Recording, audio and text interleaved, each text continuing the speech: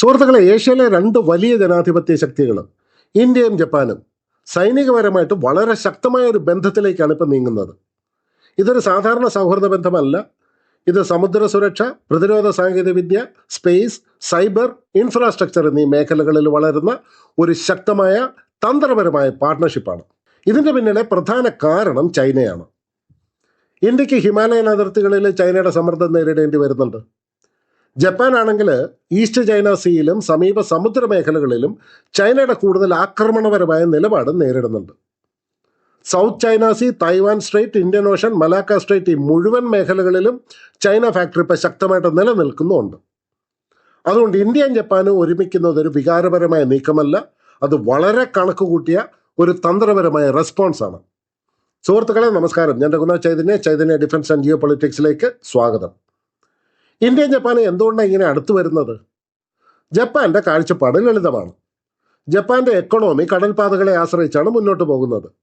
Energy ഇമ്പോർട്ടുകളും raw material എക്സ്പോർട്ടുകളും എല്ലാം സുരക്ഷിതമായ see ലൈനിനെയാണ് ആശ്രയിക്കുന്നത്. അതുകൊണ്ട് ഇൻഡോ പസഫിക്കിൽ ഒരു രാജ്യത്തിനും ഏകപക്ഷീയമായ ആധിപത്യം ഉണ്ടാകരുതെന്നുള്ളതാണ് ജപ്പാന്റെ താല്പര്യം.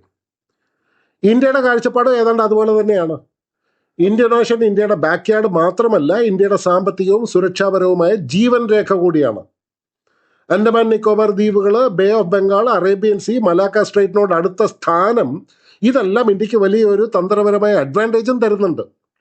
ഇതൊരു മിലിറ്ററി അലയൻസ് അല്ല, പക്ഷേ ഇത് ശക്തമായ ഒരു തന്ത്രപരമായ അലൈൻമെന്റ് ആണ്. ചൈന ഈ കൂട്ടായ്മയെ ശ്രദ്ധിക്കാതിരുന്നിട്ടില്ല. ചൈനയുടെ സ്റ്റേറ്റ് ലിങ്ക്ഡ് ആയിട്ടുള്ള media India Japan 2+2 meetings, quad cooperation, maritime security initiatives, defence technology cooperation ഇതിനെല്ലാം തുടർച്ചയായിട്ട് നിരീക്ഷിക്കുന്നുണ്ട്. അവരുടെ പ്രധാന നറേറ്റീവ് ഇങ്ങനെയാണ്: ഇന്ത്യയും ജപ്പാനും ചൈനയുടെ റീജിയണൽ ഇൻഫ്ലുവൻസ് ബാലൻസ് ചെയ്യാനായിട്ട് അടുത്തു വരുന്നു എന്നാണ്. പക്ഷേ മറ്റൊരു ഇൻട്രസ്റ്റിംഗ് പോയിന്റ് ഉണ്ട്. ചൈനീസ് മീഡിയ പലപ്പോഴും പറയുന്നത് ഇന്ത്യ തന്ത്രപരമായ സ്വയംഭരണം പിന്തുടരുന്ന രാജ്യമാണ്, അതുകൊണ്ട് ഇന്ത്യ പൂർണ്ണമായിട്ടും ജപ്പാൻ അമേരിക്ക ക്യാമ്പിലേക്ക് പോകില്ല എന്നാണ്. അതായത് അവർ ഈ പാർട്ട്ണർഷിപ്പിനെ ഭയപ്പെടുന്നുണ്ട്, അതേസമയം അതിൻ്റെ ഇമ്പാക്റ്റിനെ കുറച്ച് കാണിക്കാനും ശ്രമിക്കുന്നുണ്ട്. ഇതിൽ നിന്ന് ഒരു കാര്യം വ്യക്തമാണ്: ഇന്ത്യ ജപ്പാൻ പാർട്ട്ണർഷിപ്പ് ചൈന ശ്രദ്ധിക്കുന്ന ഒരു സീരിയസ് ഡെവലപ്മെന്റ് ആണ്. ഇന്ത്യ ജപ്പാൻ ഡിഫൻസ് കോഓപ്പറേഷനിൽ ഇതിനകം ഒരു വലിയ മൈൽ സ്റ്റോൺ ഉണ്ടായിട്ടുണ്ട്. സൈനിക ടെക്നോളജിയിലുള്ള സഹകരണവും ട്രാൻസ്ഫറും. അതിൽ ആദ്യമായിട്ട് നമുക്ക് യൂണിക്കോൺ എന്ന് പറഞ്ഞു കഴിഞ്ഞാൽ നേവൽ ഷിപ്സിൽ ഉപയോഗിക്കുന്ന ഒരു ഇൻറ്റഗ്രേറ്റഡ് ആന്റിന സിസ്റ്റമാണ്. സാധാരണ കപ്പലുകളിൽ കമ്മ്യൂണിക്കേഷൻ, സെൻസറുകൾ, റഡാർ റിലേറ്റഡ് സിസ്റ്റംസ് ഇതിനെല്ലാം പല പല ആന്റിന സ്ട്രക്ചേഴ്സ് ഉണ്ടാവും. ഇത് ഈ കപ്പലിൻ്റെ സ്റ്റെൽത്ത് കേപ്പബിലിറ്റി ഇല്ലാതാക്കും. യൂണിക്കോൺ പോലെയുള്ള ഒരു സിസ്റ്റം ഇവയെ കൂടുതൽ കോമ്പാക്റ്റ് ആക്കി ഷിപ്പിൻ്റെ ഇലക്ട്രോണിക് സിഗ്നേച്ചർ കുറയ്ക്കാനും കമ്മ്യൂണിക്കേഷൻ എഫിഷ്യൻസി മെച്ചപ്പെടുത്താനും സഹായിക്കും. അങ്ങനെ ഈ ഷിപ്പ് കൂടുതൽ സ്റ്റെൽത്തി ആയിട്ട് മാറും. ഇത് വെറും ഒരു ആന്റിന ഡീലല്ല. ജപ്പാൻ പോലെ ഡിഫൻസ് ടെക്നോളജി എക്സ്പോർട്സിൽ വളരെ സൂക്ഷ്മമായ ഒരു രാജ്യം ഇന്ത്യയുമായിട്ടൊരു കോ ഡെവലപ്മെന്റ് നടത്തുന്നത് തന്നെ തന്ത്രപരമായ വലിയൊരു സിഗ്നലാണ്. ഇന്ന് യൂണിക്കോൺ, നാളെ ഷിപ്പ് ഡിസൈൻ, സെൻസറുകൾ, propulsion, maritime electronics, unmanned systems ഇതിലേക്കെല്ലാം ഈ കോഓപ്പറേഷൻ വളരാനായിട്ടുള്ള സാധ്യതയുണ്ട്. പിന്നെ ഇന്ത്യക്ക് കിട്ടാൻ പോകുന്ന വളരെ വലിയൊരു അവസരമാണ് മൊഗാമി ക്ലാസ് ഫ്രിഗേറ്റ്സ്. ഇന്ന് ലോകത്തിലെ തന്നെ ഏറ്റവും നല്ല സ്റ്റെൽത്ത് ഫ്രിഗേറ്റാണ് മൊഗാമി ക്ലാസ് ഫ്രിഗേറ്റ്സ്. ഇത് ജപ്പാൻ്റെയാണ്. ഇപ്പോൾ ഇന്ത്യ ജപ്പാൻ നേവൽ കോഓപ്പറേഷനിൽ ഏറ്റവും കൂടുതൽ ശ്രദ്ധ നേടുന്ന വിഷയം ജപ്പാൻ്റെ ഈ മൊഗാമി ക്ലാസ് ഫ്രിഗേറ്റ് ഓഫറാണ്. ഇത് ഇന്ത്യയുമായിട്ട് ഒപ്പുവെച്ച ഒരു ഫൈനൽ ഡീലൊന്നുമല്ല. പക്ഷേ Japan Mogami class design, transfer of ടെക്നോളജിയോടുകൂടി ഇന്ത്യക്ക് ഓഫർ ചെയ്തതായിട്ടുള്ള റിപ്പോർട്ടുകളുണ്ട്. ഇന്ത്യ ഈ ഓപ്ഷൻ സീരിയസ് ആയിട്ട് നോക്കാനുള്ള സാധ്യതയുണ്ട്, പരിഗണിക്കുന്നുണ്ട്. അതുകൊണ്ട് തന്നെ ഇത് വളരെ പ്രധാനപ്പെട്ട വിഷയം കൂടിയാണ്. എന്തുകൊണ്ടാണ് ഈ മൊഗാമി ക്ലാസ് സ്പെഷ്യൽ ആകുന്നത്? ഒന്ന്, ഇതൊരു മോഡേൺ സ്റ്റെൽത്ത് ഓറിയന്റഡ് ഫ്രിഗേറ്റ് ആണ്. രണ്ട്, ഇതിൽ ഓട്ടോമേഷൻ വളരെ കൂടുതലാണ്. എന്ന് പറഞ്ഞാൽ വളരെ കുറച്ച് ക്രൂ ഉപയോഗിച്ച് കാര്യക്ഷമമായിട്ട് ഓപ്പറേറ്റ് ചെയ്യാൻ കഴിയുന്ന ഒരു ഡിസൈൻ ഫിലോസഫി ഇതിലുണ്ട്. സാധാരണഗതിയിൽ ഇങ്ങനെ ഒരു ഫ്രിഗേറ്റ് ഓപ്പറേറ്റ് ചെയ്യാനായിട്ട് 200ഓളം സൈനികർ വേണമെന്നുള്ളിടത്ത് ഇതിൽ വെറും 60 പേരുണ്ടായാലും മതി. അതായത് ആളുകളുടെ എണ്ണം കുറയ്ക്കുമ്പോൾ അതിൽ കൂടുതൽ വെപ്പൺ വെയിറ്റ് ക്യാരി ചെയ്യാൻ പറ്റും. ഈ വെപ്പൺസ് അക്കോമഡേറ്റ് ചെയ്യാൻ വേണ്ടിയിട്ട് കൂടുതൽ സ്പേസും കിട്ടും. മൂന്നാമതായിട്ട് മോഡുലർ സിസ്റ്റംസ് ഇതിലുള്ളത് കൊണ്ട് ഭാവിയിലെ അപ്ഗ്രഡേഷൻ വളരെ എളുപ്പമാകും. നാലാമതായിട്ട് ഏറ്റവും അഡ്വാൻസ്ഡ് ആയിട്ടുള്ള ജപ്പാനീസ് സെൻസറുകൾ, integrated mast, compact design, lower radar signature, ഇതെല്ലാം മോഡേൺ മാരിടൈം സെക്യൂരിറ്റിക്ക് ആവശ്യമായ ഫീച്ചേഴ്സാണ്. ഇന്ത്യയിലെ കപ്പൽശാലകളിൽ ജപ്പാനീസ് ഡിസൈൻ ഫിലോസഫി ഉപയോഗിച്ച് ഫ്രിഗേറ്റ്സ് നിർമ്മിക്കാൻ കഴിഞ്ഞാൽ അത് ഇന്ത്യൻ നേവിക്ക് മാത്രമല്ല ഇന്ത്യയുടെ ഷിപ്പ് ബിൽഡിംഗ് ഇൻഡസ്ട്രിക്കും വലിയൊരു ബൂസ്റ്റ് നൽകും. പക്ഷെ ഇവിടെ വളരെ പ്രധാനപ്പെട്ട ഒരു ചോദ്യം നമ്മൾ ചോദിക്കണം. ഇന്ത്യക്ക് BrahMos, Indian Kombat management systems എന്നിവ ഇന്റഗ്രേറ്റ് ചെയ്യാനായിട്ടുള്ള ഫ്ലെക്സിബിലിറ്റി കിട്ടുമോന്ന്? കിട്ടും. അത് കിട്ടിയാൽ മൊഗാമി പാർട്ണർഷിപ്പ് ഇന്ത്യയുടെ നേവൽ മോഡേണൈസേഷനിലെ ഒരു ഗെയിം ചേഞ്ചറായിട്ട് മാറും. ഇനി നമുക്ക് ഇന്ത്യൻ ഓഷനിൽ ഇന്ത്യ ജപ്പാൻ കൂട്ടായ്മയുടെ തന്ത്രപ്രാധാന്യം കൂടി ഒന്ന് നോക്കാം. ഇന്ത്യയുടെ ജിയോഗ്രാഫി സത്യത്തിൽ നമുക്ക് വലിയൊരു അനുഗ്രഹമാണ്.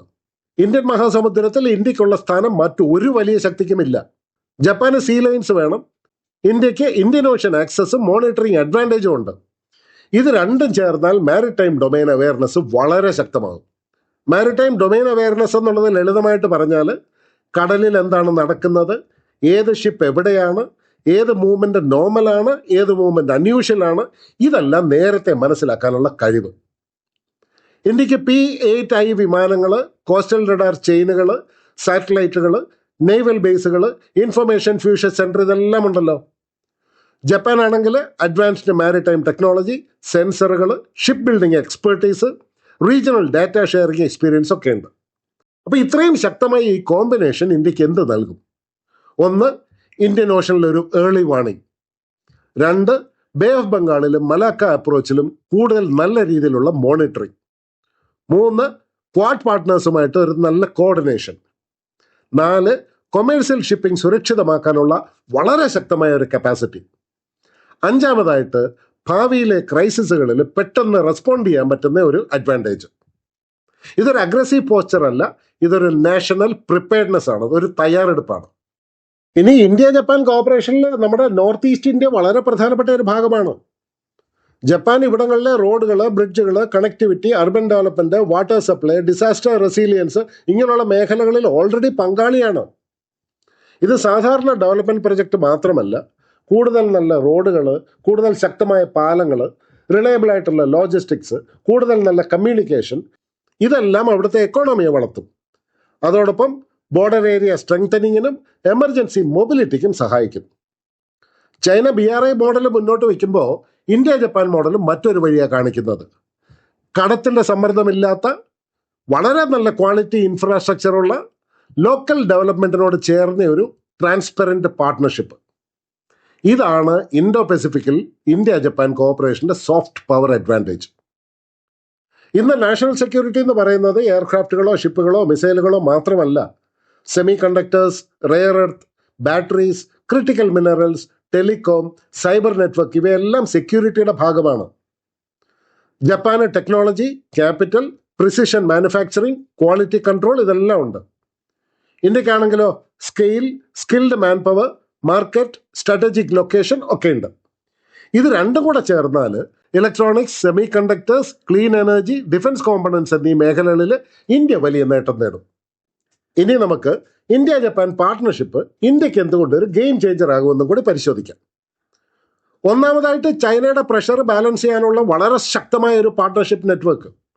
ഇന്ത്യ ഒറ്റയ്ക്കല്ല, ജപ്പാൻ പോലെ ഹൈടെക്, ട്രസ്റ്റഡ്, ഡെമോക്രാറ്റിക് പാർട്ട്ണർ ഇന്ത്യയോടൊപ്പം നിൽക്കുന്നു. രണ്ടാമതായിട്ട് ഇന്ത്യൻ നേവിയുടെ മോഡേണൈസേഷൻ, unicorn, Mogami class frigates, maritime exercise, ഇതെല്ലാം ഇന്ത്യൻ നേവിയുടെ ക്വാളിറ്റി, കോർഡിനേഷൻ, ടെക്നോളജി ബേസ് ഇതെല്ലാം ഉയർത്തും. മൂന്നാമതായിട്ട് മെയ്ക്ക് ഇൻ ഇന്ത്യയ്ക്ക് റിയൽ ടെക്നോളജി ഡെപ്ത് കിട്ടും.